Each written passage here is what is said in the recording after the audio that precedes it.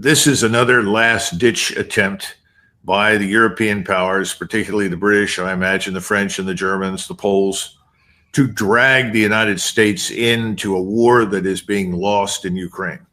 This war is very different from what we're accustomed to in Europe. Tragically, has something much, much more in common with the sort of heinous things we saw during the Second World War. Sikorsky made some ridiculous statements recently about some sort of airspace that would be patrolled by NATO or controlled to create 8,000 people were killed just last week, more of them Russians than Ukrainians, and that's because they're the aggressors. He doesn't get it.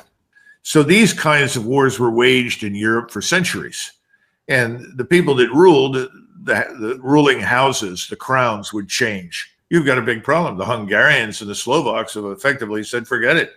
We want nothing to do with this. And here's something that Americans need to understand, and this is something the Europeans are beginning to grasp. This war is very different from what we're accustomed to in Europe. In 1720, when the Russians finally defeated the Swedes and Tsar Peter the Great got control of what we call the Baltic littoral, these states that we refer to today as Lithuania, Latvia, Estonia, he got control of those as a result of the treaty with the Swedes. Now, the aristocracy in those states was German. The populations were of mixed nature. But when he came in to meet with the German nobility that ran the entire area, the entire Baltic littoral, the first comment he was asked, "What do you want to change?" And his first comment was, "I don't want to change a thing. You're very successful. You run this brilliantly. I just want to collect taxes." Now, that's very important because he did not try to rousify the populations. In other words, change the culture, the identity, the language, the composition of the population. And he was not interested in murdering the populations and replacing them with Russians. So these kinds of wars were waged in Europe for centuries, and the people that ruled the ruling houses, the crowns, would change, but the populations remained, and they were treated well, and they were respected. The war that we're watching right now, tragically, has something much, much more in common with the sort of heinous things we saw during the Second World War, where whole populations are being threatened with extinction, with mass deportation, mass expulsion. And this was the sort of things that the Communist Party, the Soviet Union, engaged in right after the Bolshevik Revolution and killed millions and millions of people. Far more people were killed in the interwar period than were actually killed on the Eastern Front during the Second World War. We don't understand that this is a kind of war with which we're not terribly familiar. The last time we saw something like this, it was waged in the United States against selected Native American tribes. And we admit that, and we express regret, but there's nothing we can do about it now. But it did happen. This is this ruthless war of extermination for which there can be no moral justification in the modern world. There can't be. It doesn't make any difference whether you're a Hindu, a Buddhist, or a Christian, or even a Muslim. It's just not justified, and that's his problem. But to his relief, we are going to support it, and we are supporting it. And I see no evidence that that will change in the short run. Well, two things spring to mind. The first is that it's good of him to announce this because the British military power being committed is of such minimal importance and lethality that the Russians might have otherwise not noticed. Secondly, this is another last-ditch attempt by the European powers, particularly the British, I imagine the French and the Germans, the Poles, to drag the United States into a war that is being lost in Ukraine.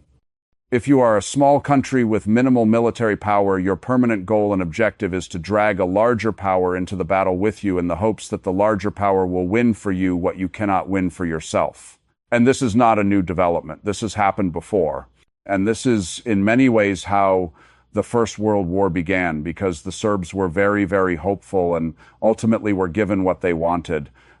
They managed to get the Tsar of Russia to take millions of troops and attack Germany, which of course had had nothing to do with what was going on in the Balkans at all. And of course, once that decision was made and the Tsar declared war and mobilized, everyone else fell in the line and you got a world war. I don't think that that is as likely now as it was in 1914.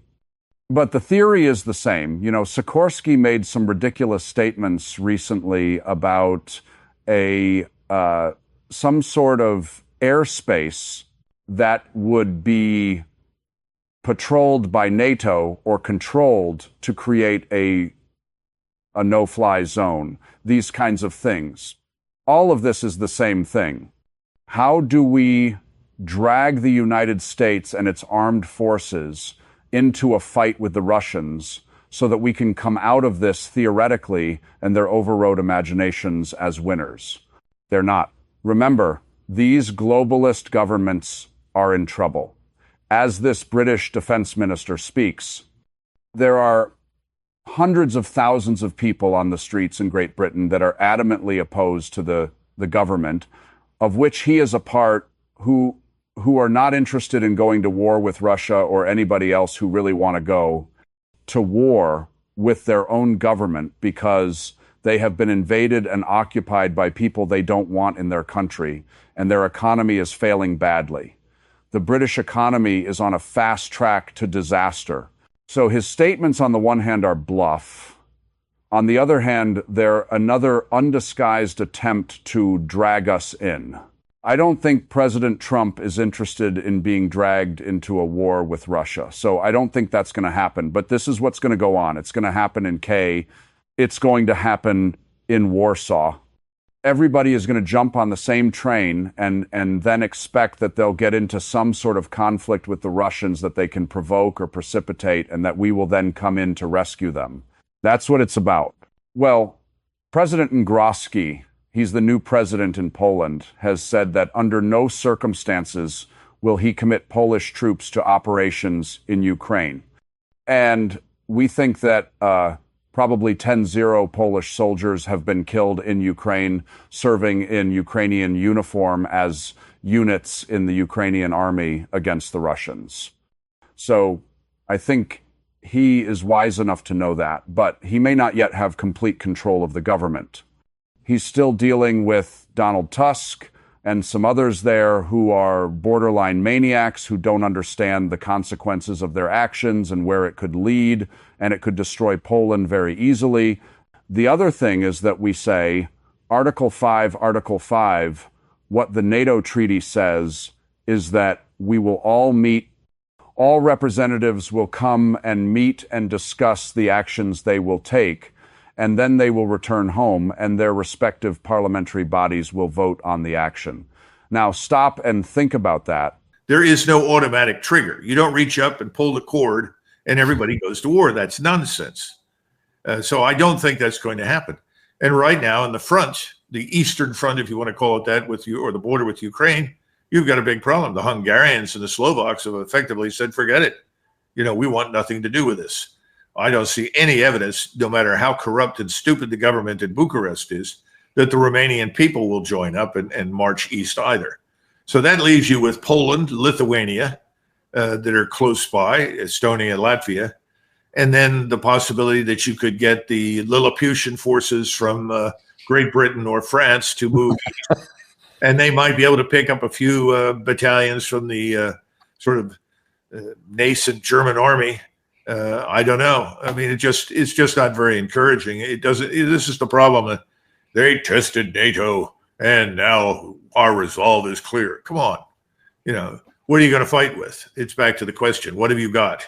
And we all know from personal experience how long it takes to build real military power. These people are a decade behind at least. So I think the Russians know it, but the Russians have a different problem.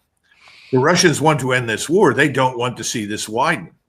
So the last thing they want is a collision with NATO or the United States. I mean, they don't, absolutely. That's one of the reasons they have yet to cross that Damper River. It's not because they can't. And it's not because they utterly refuse to go, but they recognize there is wisdom in exercising restraint. And they're back to in this unfortunate position of waiting for the European people to eject these fools from office, get them out. That has to happen. If you look at the polls in France, for instance, we have a new prime minister in France, but people really want to get rid of Macron, and Macron says he won't leave. And I'm waiting for that tipping point. I don't know where at Island. When the French population says, to hell with that, you're leaving, and they go and pull him out of his office and remove him, that could happen. That should not be dismissed. We think, oh, this could not happen. It's the 21st century. Well, people didn't think what happened in the 18th century was possible, and the situation in Great Britain is equally dire. You know, somebody said there were 110 people on the streets of London, and there were at least 200 or 300 people there. The media, once again, is an arm of the status quo, and it's designed to suppress what it doesn't like, what the government opposes. But these things are real. The opposition to these governments is real. The opposition to globalism is peaking, and globalism is weaker than it's ever been. So I think that's why, in the case of the Russians, they are being patient. I hope that they can continue to be patient. But there's always a problem there, too, because the Russian population is sick of this. They really don't understand why massive offensives haven't been launched and they haven't crossed and just killed everybody in sight until they reach Poland. I mean, literally, that's the widespread attitude in Russia. I understand that frustration, and I'm sure that President Putin does. But fortunately for the West and fortunately for Russia, cooler heads are prevailing in Moscow. So far, we'll see how long that continues on. Lastly, I want to look at here, that's European-Russian side. I want to look at the American side because I think it's a valid question to ask. Does Trump really want to end the war in Ukraine? Here's what he said on the tarmac, I think day before yesterday. I want to stop the killing. So it just came out, or I think it came out, but I know for a fact almost 80 young soldiers died this week between the two countries. A little bit more from Russia, but divided. When you're the aggressor, you lose more. I don't know if you know that, but in war, when you're the aggressor, you tend to lose more. But it was a little bit more for Russia, but it was 80, a little bit more than 17 actually died this week in that war. Why? And they're Russians. They're not American soldiers, but they're still human beings. They're souls. And I want to stop them. And, I stopped 7 wars. I thought this was going to be an easy one for me, but this has turned out to be enough.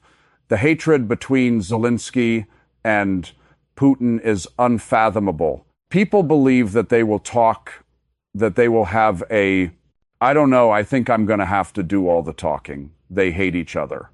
Do you think that was true? I don't know. Relatively soon. Has any other native... We're going to get it worked out one way or the other, but relatively so. NATO. They hate each other so much they can't breathe.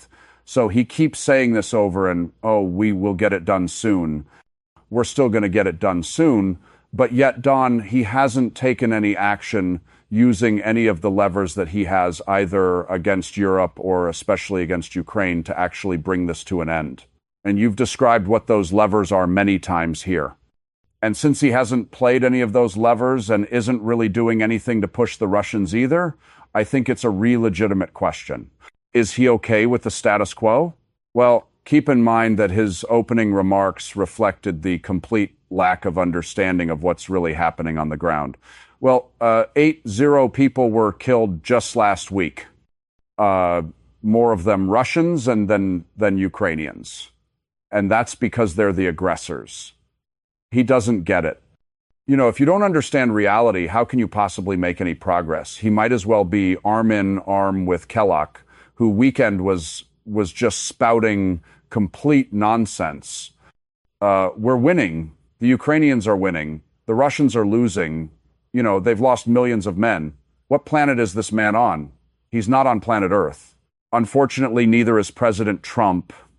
And until he gets down on planet Earth and has somebody tell him the truth, because he obviously hasn't heard it and he persists in these fantasies, nothing will change, except that Ukraine will eventually vanish from the map. And that's the long-term prognosis at this point. And he doesn't seem to understand that. He seems to have bought this sort of house of lies that's being constructed repeatedly day in and day out for years about how the war started, why it's being fought, and who's losing and who's winning.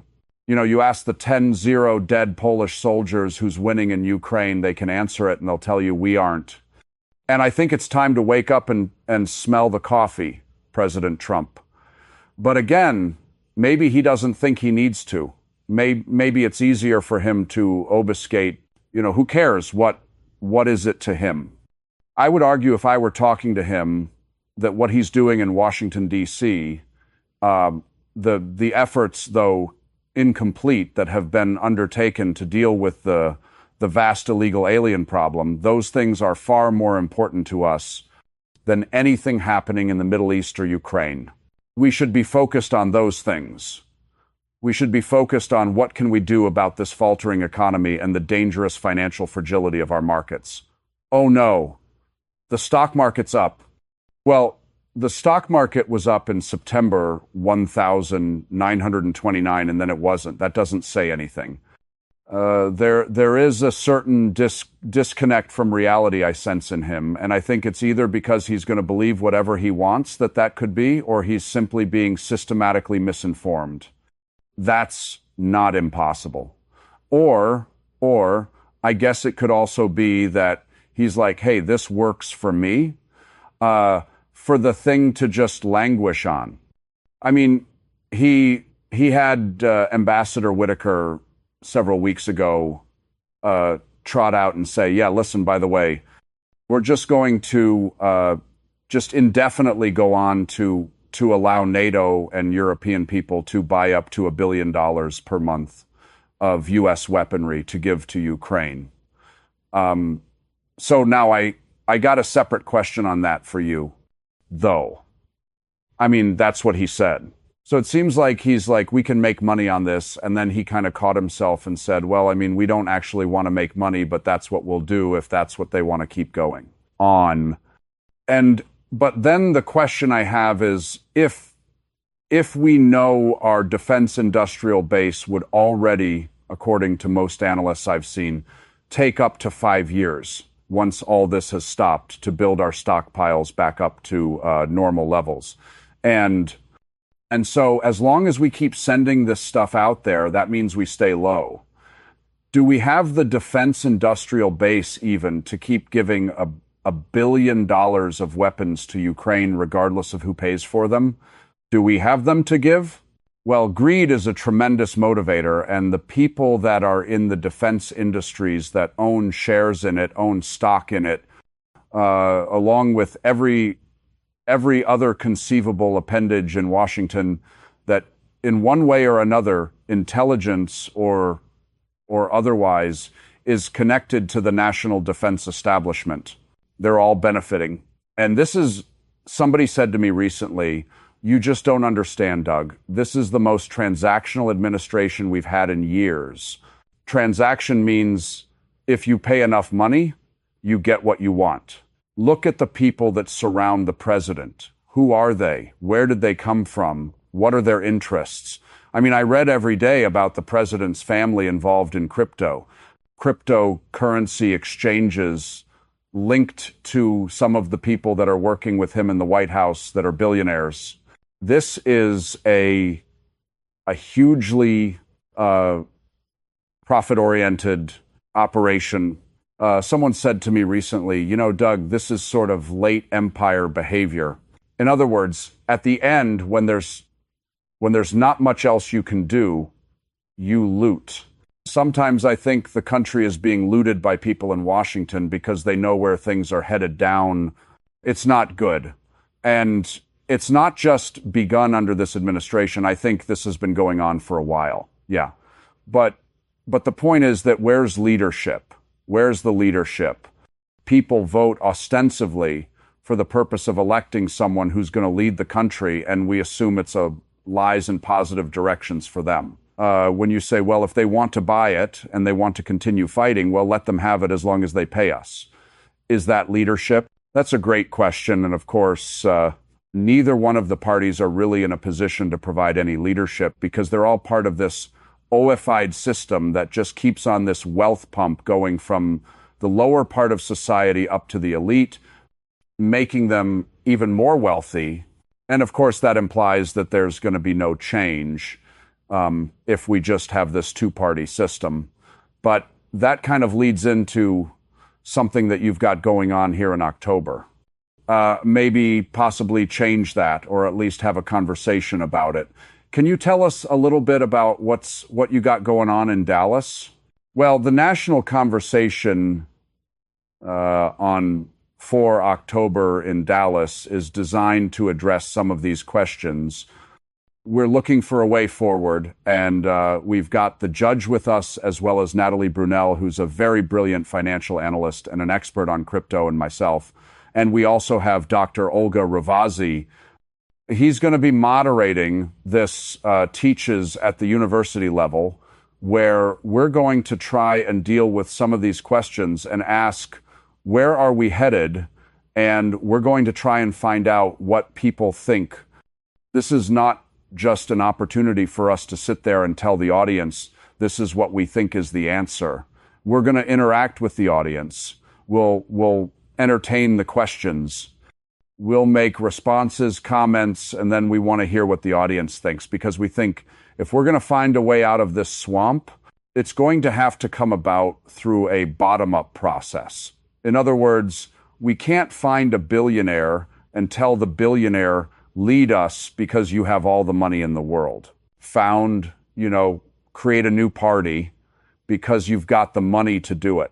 We want to know, what are America's interests? What are America's needs? How do we answer and address these? And how do we bring that together into some sort of consensus that can become the foundation for a third way, a way out of the uni party and away from the uni party? Because everything we've been discussing today, if anybody wonders about it, could not happen without the uni party.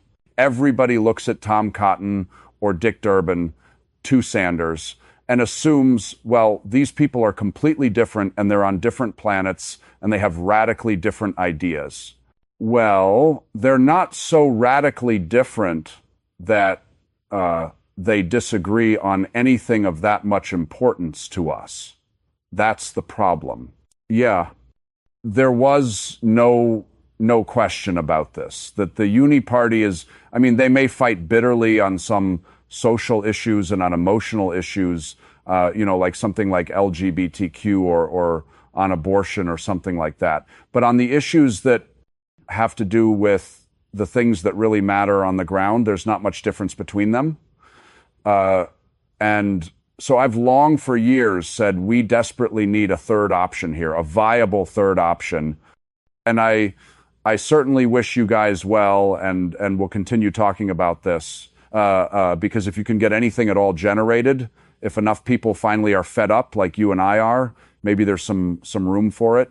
I certainly hope so, and that's what we're really trying to do. This is a beginning. It's not an end. It's just the beginning. And we wish you very much well in all of your endeavors, and we'll continue to give airspace to this because we have common cause in wanting to get something like that done. But for in any case, though, Doug, as always, we really appreciate your cutting through the BS and just calling things like they are on planet Earth, as you say. And thank you so much for doing that today. Anyway, he walked in and he gave a presentation, and the presentation opened with the following words. This war will last at least 3 years. It will require the whole manpower and industry of the British Empire and at least 2 million men in the field. Everyone was shocked. And people in the room listened to this. They looked at each other and whispered, if we had known this, we wouldn't have declared war. But it was too late. He walked in. He told the truth. That's my great concern right now, that we're equally oblivious to the dangers We don't understand the consequences. We're not ready. We need to stop behaving badly. We need to come to terms with the people that we insist are our opponents. But you see, we have become so self-righteous, so hypocritical, and so enamored of ourselves that we can't do it. That's dangerous. I think this foolish calculation's taking us deeper into war, though, that this process already started. If you remember, back in March of 2022, it was said that Russia only had a few days left of missiles and artillery. If you put sanctions on them, the economy would collapse before the weekend was over, and of course the whole world would join in on the isolation of Russia. So again, that was 3.5 years ago. So, and now we only go for escalation. But of course, if someone would have said this 3.5 years ago, that we're going to supply and start to do long-range strikes into Russia, probably people would have been a bit more concerned. But it's this slow incrementalism, this salami tactics that gradually pulls us into this, which makes it very difficult to pull out as well and accept the losses.